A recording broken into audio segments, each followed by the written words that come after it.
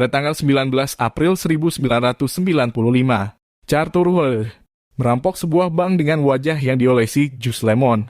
Percaya bahwa jus tersebut akan membuat wajahnya tidak terlihat oleh kamera pengintai. Dia berpikir demikian karena jus lemon bekerja sebagai tinta tak terlihat pada selembar kertas. Polisi menyiarkan rekaman kamera keamanan di berita lokal pukul 11 dan tepat setelah tengah malam, Arthur ditangkap. Tidak percaya, dia berkata, "Tapi saya memakai jus." Bingung dengan alasan ini, David Dunning dan Justin Kruger, dua psikolog mempelajari Weller dan orang lain seperti dia. Mereka sampai pada kesimpulan bahwa orang dengan kemampuan rendah dalam suatu tugas cenderung, secara paradoks, melebih-lebihkan diri mereka sendiri. Bias kognitif ini dikenal sebagai efek Dunning-Kruger.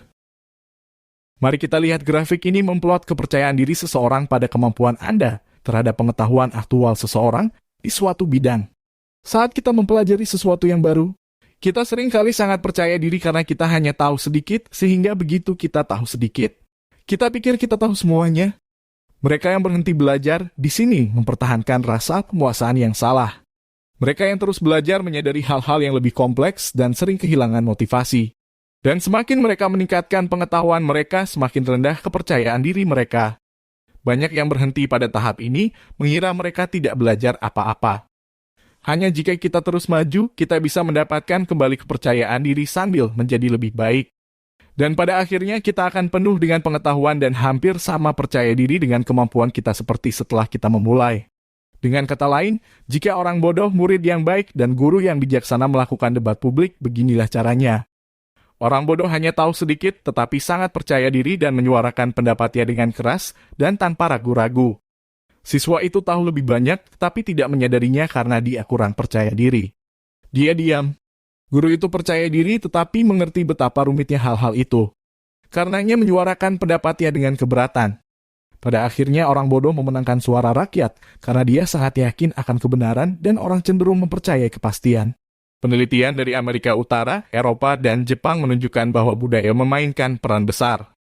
Dari penilaian kemampuan mengemudi sendiri, kita mengetahui bahwa 93% orang Amerika berpikir bahwa mereka adalah pengemudi yang lebih baik daripada rata-rata, sementara hanya 69% orang Swedia berpikir demikian. Di Jepang sebaliknya, orang pada umumnya cenderung meremehkan kemampuan mereka sebagai strategi untuk melihat prestasi rendah mereka sebagai peluang untuk berkembang. Memulai perjalanan belajar bisa menjadi pengalaman yang menakutkan.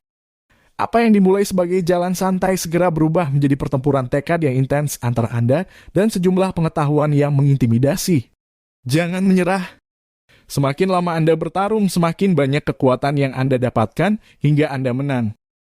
Efek Dunning-Kruger adalah bias kognitif yang membuat orang percaya bahwa mereka lebih pintar dan lebih mampu daripada yang sebenarnya.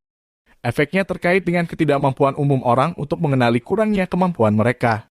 Untuk mempelajari bagaimana ini terjadi dan apa yang dapat Anda lakukan untuk menghindarinya terjadi pada Anda, tonton video kami.